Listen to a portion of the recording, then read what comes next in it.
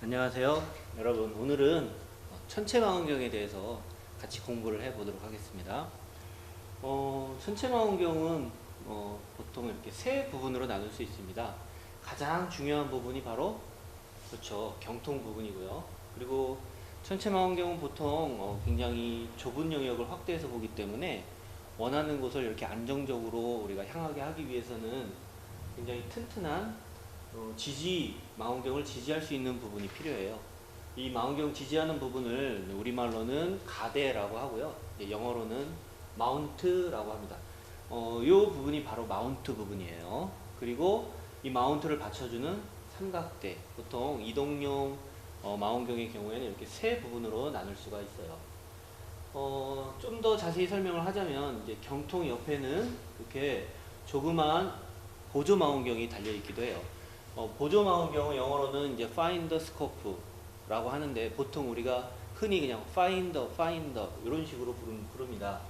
이 find는 왜 필요하냐면 우리 망원경이 워낙 좁은 영역을 이렇게 좁은 영역만 아주 제한적으로 확대해서 보다 보니까 우리가 원하는 목표물을 이 경통 안에 들어오게 하기가 참 어려워요.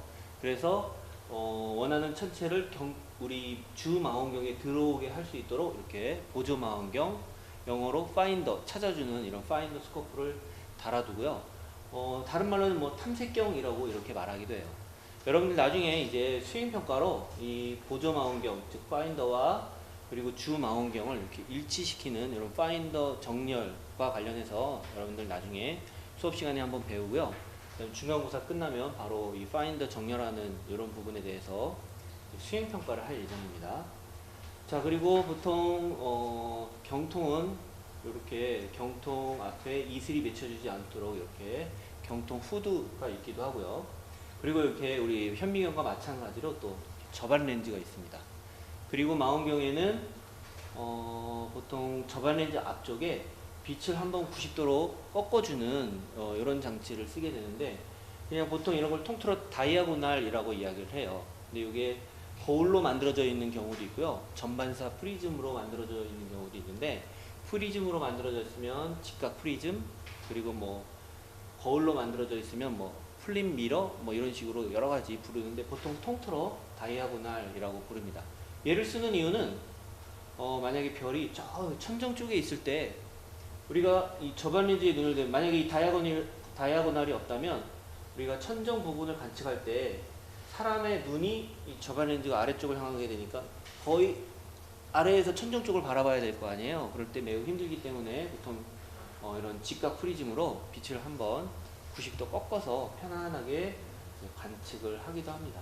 그 외에 세세한 명칭 같은 거는 따로 설명을 드리지 않고 주로 우리는 이 경통의 종류에 대해서 오늘 공부를 해보도록 할 예정이에요. 자, 여러분들 망원경을 처음으로 만든 사람이 혹시 누군지 알고 계신가요? 갈릴레이요? 네, 아닙니다. 갈릴레이가 아니에요. 망원경을 처음으로 만든 사람이 누군지 한번 문헌을 찾아보시면 좋을 것 같아요. 그런데 우리가 보통 망원경 하면 갈릴레이를 떠올려요. 왜냐면 갈릴레이는 망원경으로 천체를 최초로 관측하신 그런 분이에요. 그래서 굉장히 많은 관측을 하셨죠. 자, 이분이 바로 갈릴레이인데, 갈릴레이는 원래 이탈리아의 수학과 교수님이셨는데 안경알을 가지고 망원경을 만들 수 있다는 소식을 듣고 금세 이제 망원경을 만드셨습니다. 그리고 자신이 손수 만든 망원경으로 밤하늘에 있는 천체들을 관측했죠. 어떤 천체를 관측했을까요? 그렇죠. 뭐 달이라든지, 그리고 우리 행성들, 목성이라든지, 그리고 또 토성이라든지, 토성을 보고는 귀가 있는 행성이라고 하셨대요. 그리고 가장 중요한 건 여러분들 금성의 위상 변화를 관측을 해서 지동설을 증명하시게 되는 거죠.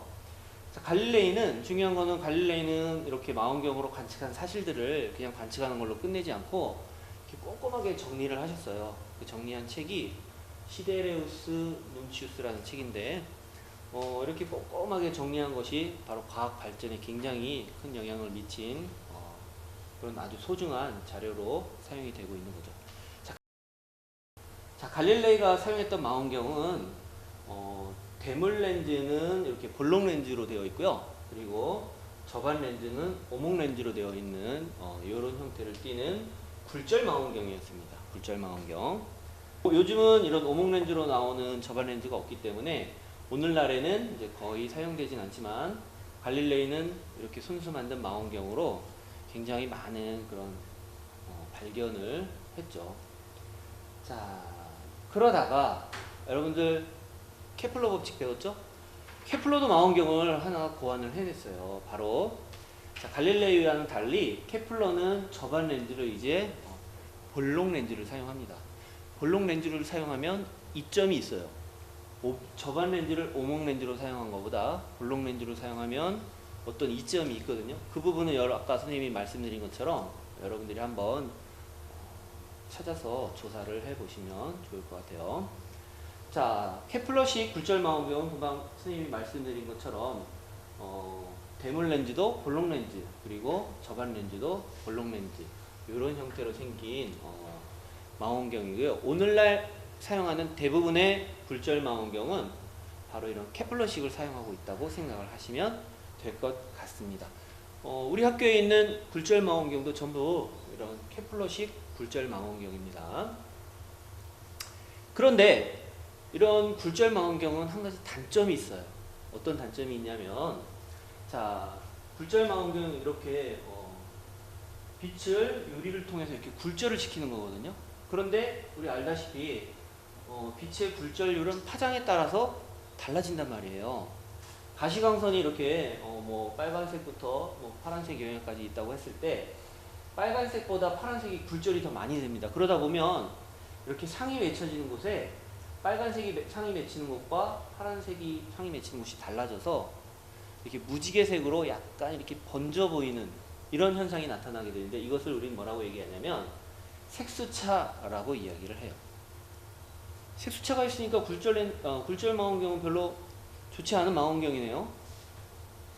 그렇진 않습니다. 자, 굴절 망원경이 색수차라는 이런 단점을 가지고 있긴 하지만 요즘에는 이렇게 여러 렌즈를 이렇게 조합을 해서 색수차를 억제하는 이런 렌즈를 이용해서 망원경을 만들어서 여러분들이 눈으로 봤을 때 색수차를 그렇게 두드러지게 느끼지는 않아요.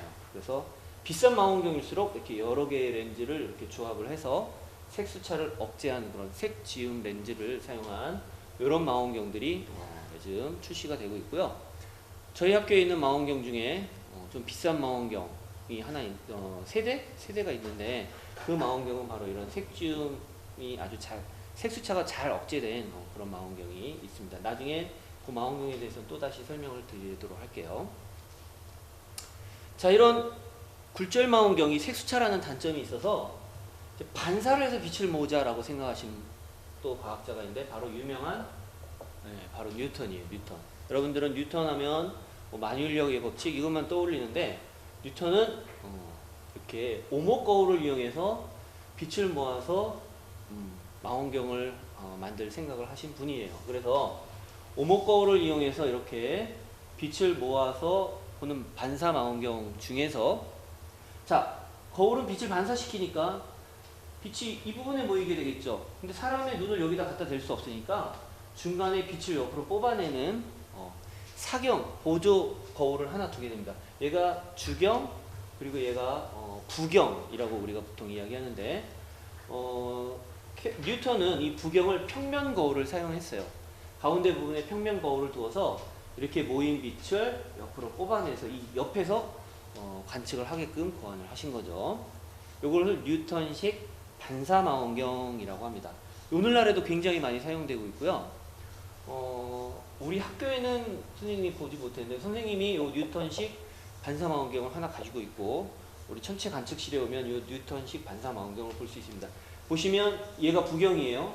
이 부경에서 빛을 옆으로 뽑아내서 이 옆쪽에서 보는 거죠. 자, 얘는 반사니까 우리 반사의 법칙에서는 파장에 따라 입사각과 반사각이 달라지는 그런 건 없잖아요. 그러니까 색수차가 나타나지 않는 그런 장점이 있습니다. 요것이 바로 뉴턴이 직접 만들었던 그런 반사 망원경의 모습이에요. 그다음에 카세그레인이라는 분께서 또 망원경의 형태를 고안하셨는데, 카세그레인은 역시 주경은 오목 거울, 거울이에요. 오목 거울로 빛을 모았는데 이번에 부경으로 빛을 옆으로 뽑아내는 게 아니라 이 뒤쪽으로 뽑아내는 거예요. 뒤쪽으로 굉장히 길게 빛을 뽑아내는 거죠. 이렇게 길게 빛을 뽑아내려다 보니까 부경을 어떤 거울을 사용하냐면 이렇게 볼록 거울을 사용합니다. 볼록 거울. 볼록 거울을 사용해서 이 주경의 뒤쪽에 초점이 맺히도록 하는 거죠. 어차피 여기 부경이 있으니까 이 거울의 가운데 부분은 역할을 하지 못하잖아요. 그래서 이 거울의 가운데 부분에 구멍을 뚫은 거예요. 그래서 여기서 모인 빛을 이쪽으로 이렇게 모아주는데, 반사망원경은 부경이 있다 보니까 부경만큼은 빛의 손실이 나타날 수밖에 없어요. 이걸 부경차폐라고 우리가 이렇게 이야기를 합니다. 부경차폐. 자, 이런 카세그레인식도 역시 굉장히 좋은 형태이고요. 특히나 얘는 굉장히 길게, 여기서 볼록 거울로 길게 초점을 뽑아내기 때문에 두 거울의 그 합성 초점이 매우 긴 이런 형태의 망원경이 만들어지게 됩니다. 그래서 초점 거리가 아주 긴 그런 망원경을 만들 수 있게 되는 거예요. 자, 이게 바로 카세그레인식이라고 보시면 될 것 같아요. 카세그레인식.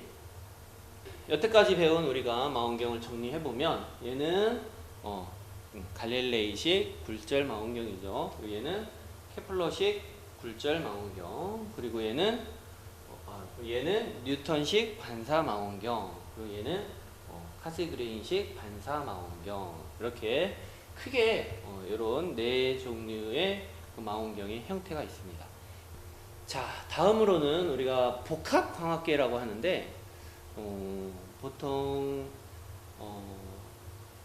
슈미드 카세그레인이라는 그런 망원경이 굉장히 많이 만들어져서 우리 주변에서 쉽게 볼 수가 있습니다. 슈미드 카세그레인은, 카세그레인식은 아시죠? 카세그레인식 앞에다가 슈미드 보정판이라는 것을 장착을 한 건데요.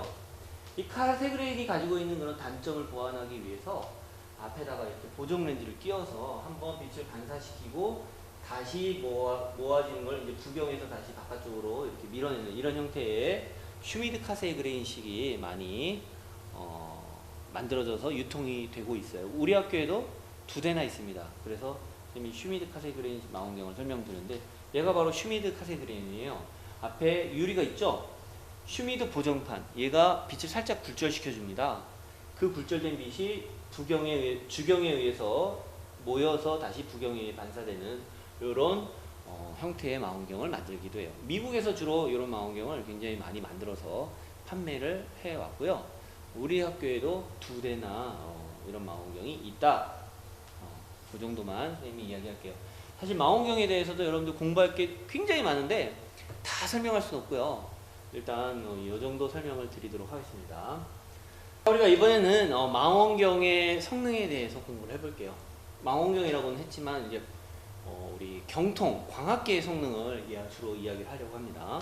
자, 망원경은 뭐하는 도구냐? 망원경의 가장 중요한 이 경통 부분은 바로 빛을 이렇게 모아주는 거죠. 현미경과는 좀 다릅니다. 현미경은 너무 작아서 눈에 보이지 않는 세포나 세균 같은 것들을 크게 확대해서 보이게 해주는 그런 도구가 현미경이잖아요.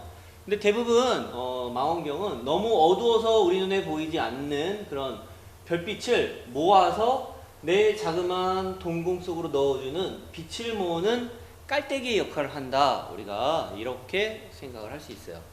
그래서 망원경의 성능 중에 가장 중요한 성능 중에 하나 뭐냐면 집광력. 빛을 얼마나 모을 수 있느냐, 깔때기가 얼마나 크냐 하는 것이 아주 중요한 성능 중에 하나예요.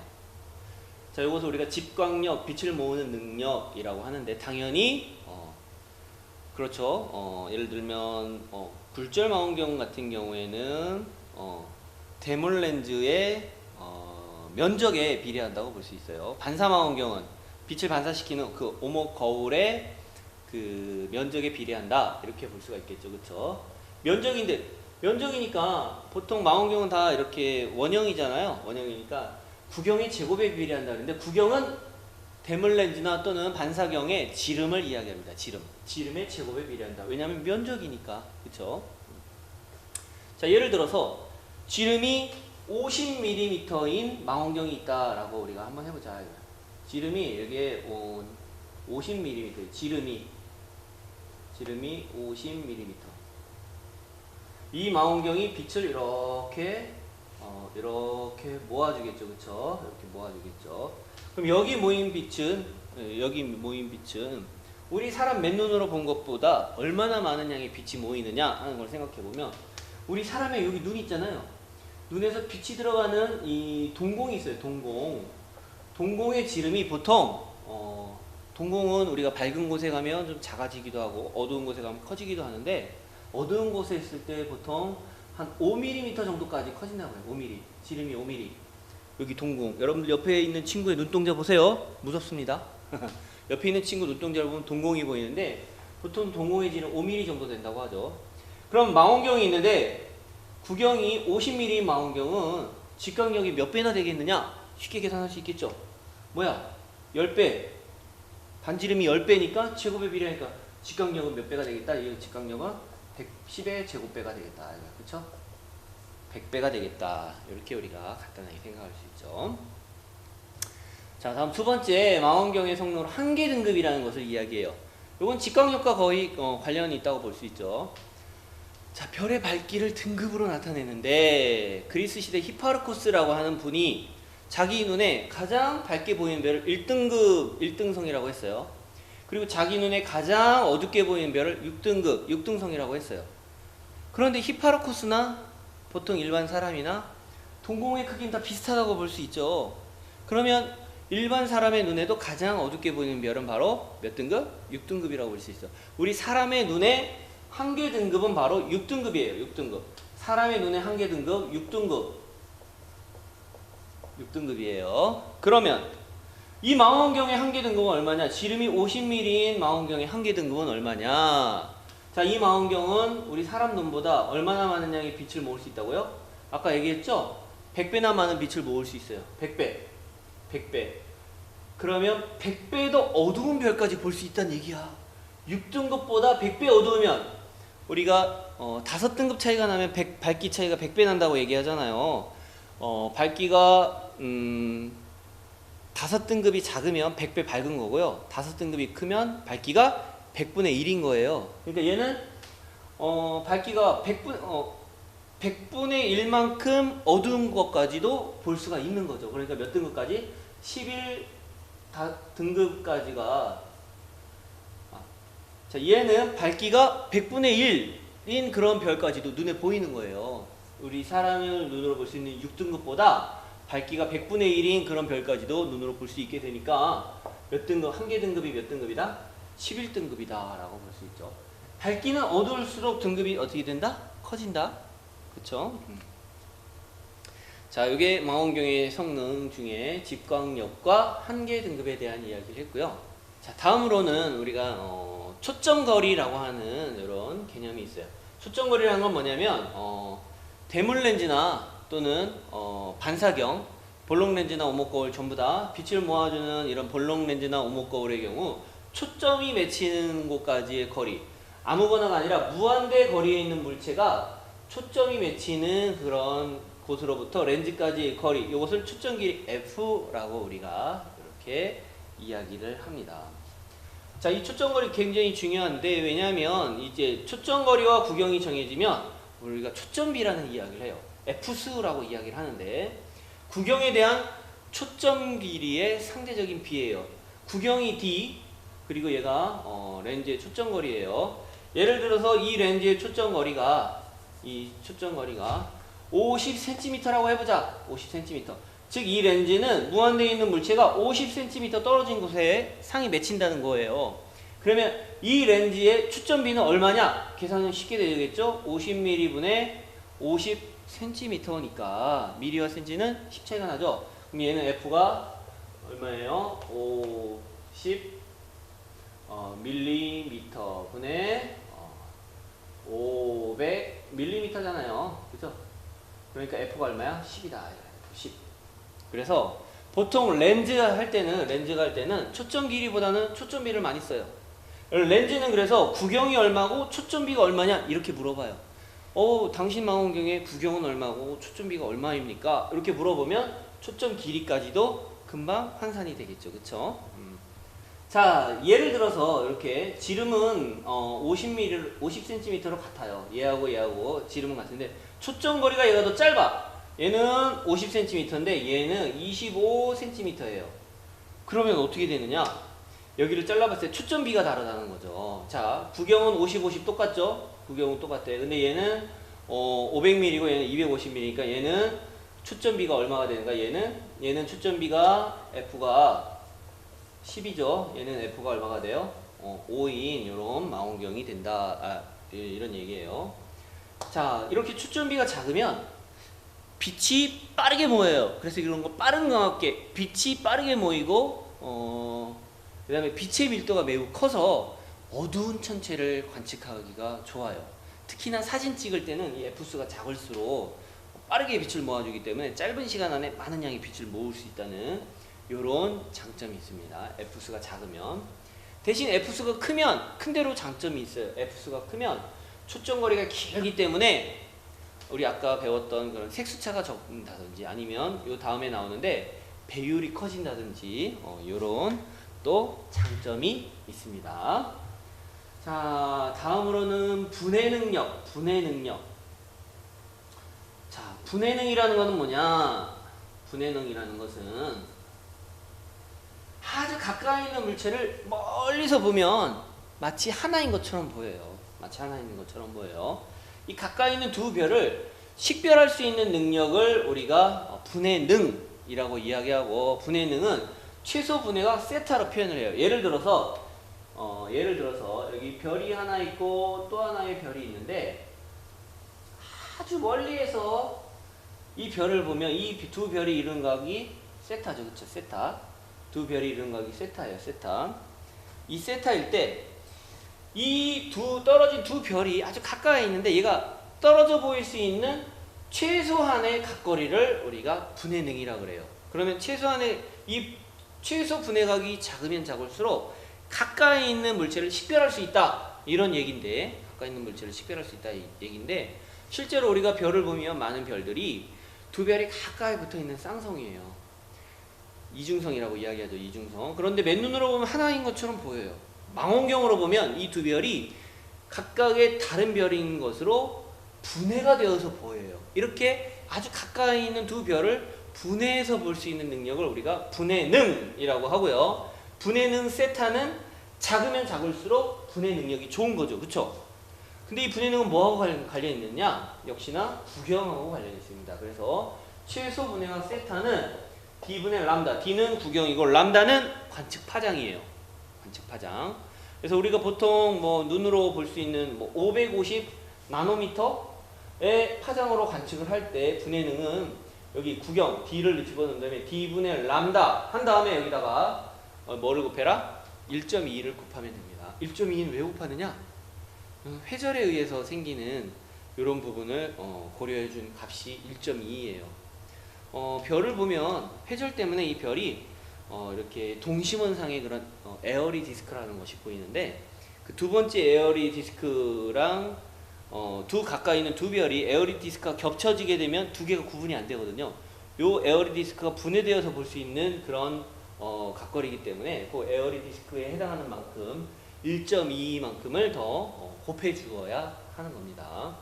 요 자세히 계산하는 법은 여러분들 몰라도 되고, 일단 구경이 크면 클수록 최소 분해각은 어떻게 돼요? 작아지죠.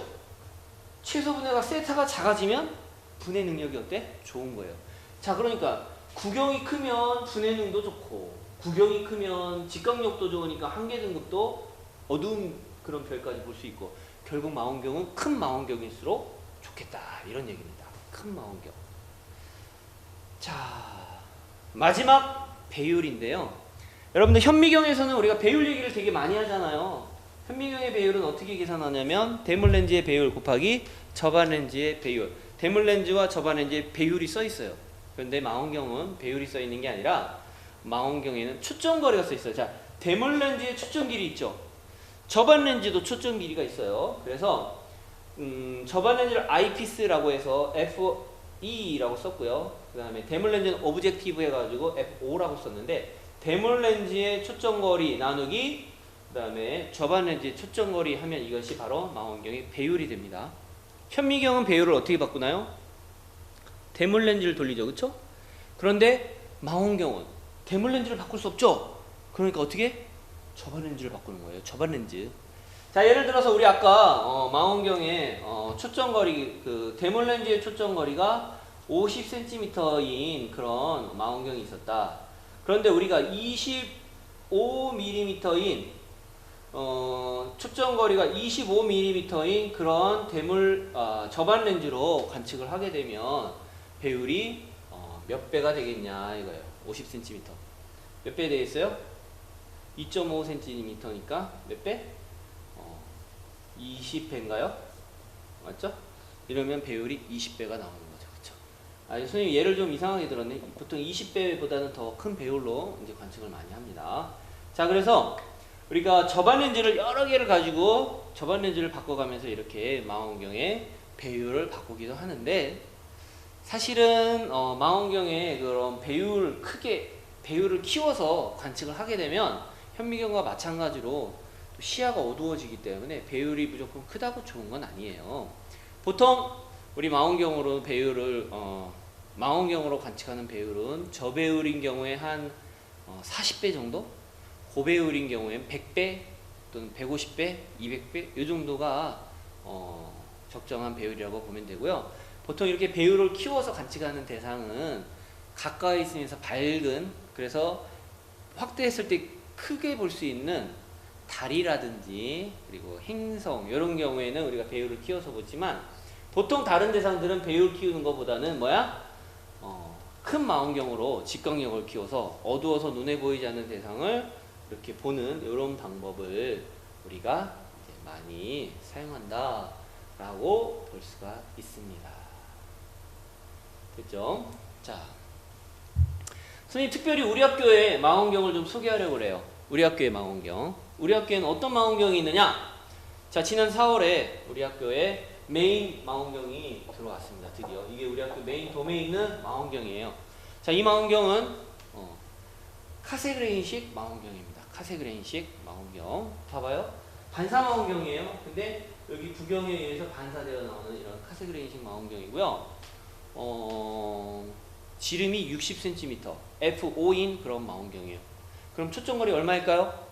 계산 나오겠죠? 자, 이런 망원경이고, 자, 이 망원경으로 우리 이제 측광이란 걸 할 수 있습니다. 빛의 밝기를 측정하는 걸 측광이라 그래요. 빛의 밝기를 측정해서 별빛의 밝기가 변하는 변광성이라든지 아니면 뭐 외계 행성을 찾는다든지 이런 것 연구에 여러분들이 이용하실 수가 있어요.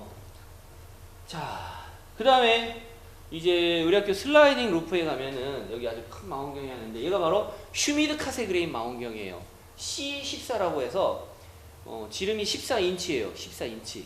1인치가 2.54cm잖아요. 그쵸? 그러면 14인치는 지름이 얼마인가요? 12인치가 30cm니까 14인치면 지름이 35cm 정도 되는 망원경이고요. F는 선생님 정확히 기억 안 나요. 10 정도 돼요. F10. 그러니까 거의 초점거리는 3000mm 정도 되는 거죠. 초점거리는 얘나 사실은 비슷해요. 그렇죠. 얘도 굉장히 아주 크고 좋은 그런 망원경입니다. 그 다음에 이제 요 망원경 여러분들이 실습할 수 있는 그런 실습용 그런 망원경인데, 요게 4대가 있어요. 여러분들 파인더 정렬 수행평가는 요 망원경으로 아마 보게 될 거고요. 요거는 지름이 100mm, 지름이 10cm인 그런 망원경이에요. 그럼 한계 등급은 얼마일까요? 이걸 계산할 수 있겠죠, 그쵸? 자, 요 망원경은 아까 이제 굴절 망원경은 색수차가 있다 그랬잖아요. 근데 얘는 색지움 렌즈를 쓴 아주 좀 고급 망원경이에요. PC140 지름이 140mm고요. F가 7인 그런 망원경이에요. 이걸로 보통 선생님이 태양 관측을 세팅해 놓고 태양 관측하는데 주로 많이 이용을 하고 있고요. 이 망원경은 선생님 망원경이에요. 선생님 거, 개인 거예요. 선생님 건데 이거는 지름이 130mm, 역시 F7인 망원경이고요. 얘는 지금 전체 사진을 촬영할 수 있도록 선생님이 CCD를 이렇게 달아 놓은 겁니다. 선생님이 이걸로 틈나면 이렇게 천체 사진 촬영을 하고 있어요. 여러분 나중에 배우고 싶으면 선생님 찾아오시면 됩니다. 자, 여태까지 이제 경통에 대한 이야기를 했는데 이번에 가대를 이야기할게요. 가대는 크게 두 종류가 있고 매우 중요해요. 왜냐? 자, 보통 망원경을 움직이기 위해서는 두 축이 수직으로 있으면 돼요. 두 축이 수직으로 있으면 되는데 그 축이 하나는 수평 방향, 하나는 수직 방향의 축이 있으면 모든 방향을 다 향할 수가 있습니다. 이렇게 수평과 수직으로 변하는 이런 망원경을, 이런 가대를 우리 뭐라고 하냐면 경위대식 가대라고 이야기하고요. 수평은 결국 무엇을 이야기하는 거냐면 수평은 북점으로부터 동쪽 방향으로 수평으로 쟁각, 우리 이걸 뭐라고 하죠? 방위각. 그 다음에 지평선으로부터 이렇게 수직권을 따라 쟁각, 이거 뭐라고 하죠? 고도. 방위각과 고도, 즉 무슨 좌표계와 일치한다? 지평 좌표계와 일치하는 이런 모습을 하고 있는 게 바로 경위대식 가대예요. 근데 경위대식 가대는 조금 어려움이 있다 이거야. 왜냐? 별들이 동쪽에서 떠서 남쪽으로 왔다 서쪽으로 지는데 별들이 예를 들면 이렇게 이동을 한다 이거예요. 그러면 이 별을 따라가려면 별이 일주운동하기 때문에 따라가야 되는데 따라가기 위해서 수평축, 수직축, 수평축, 수직축 두 축을 모두 움직여야 돼. 이 추적하기 위해서 두 축을 모두 움직여야 된다는 거예요. 두 축을. 그래서 좀 어려움이 있죠. 그런데 자, 이런 점을 보완하기 위해서 망원경의 가대를 보통 어떤 식으로 만드냐면 이 망원경의 두 축 중에서 한 축을 지구의 자전축하고 같은 방향으로 놓습니다. 이걸 적경축이라고 해요. 그 다음에 그의 수직한 축을 적위축, 적경축과 적위축으로 만드는 이런 가대를 우리가 적도의식 가대라고 하고요. 바로 적도 좌표계와 일치하게 되죠. 그래서 적경 방향, 지구 자전축을 따라서 이렇게 적경 방향으로 한번 돌려주고 또 적위 방향으로 한번 돌려주면 망원경을 어디든 향하게 할 수 있겠죠. 자, 이런 적도 좌표계와 일치하도록 이렇게 설치한 이런 가대를 우리는 적도의식 가대라고 하는데, 이런 적도의식 가대는 아주 큰 중량을 지탱하기 어렵기 때문에 보통 소형 망원경에서는 이제 이렇게 많이 이렇게 이용을 합니다. 자, 근데 얘는 장점이 뭐냐? 한 축이 지구 자전축, 적경축과 일치하기 때문에 망원경을 한번 어떤 대상을 맞춰 놓은 다음에 적경축을 지구 자전의 반대 방향으로 지구 자전 속도대로 돌려주면 어떤 별을 한번 잡아 놓으면 그 별이 망원경 시야에서 벗어나지 않고 계속 그 위치에 있게 돼요. 추적하기가 매우 쉬워요. 추적이 적경축만 지구 자전 방향의 반대쪽으로 지구 자전의 각속도로 돌려주면 아주 쉽게 추적을 할 수 있죠.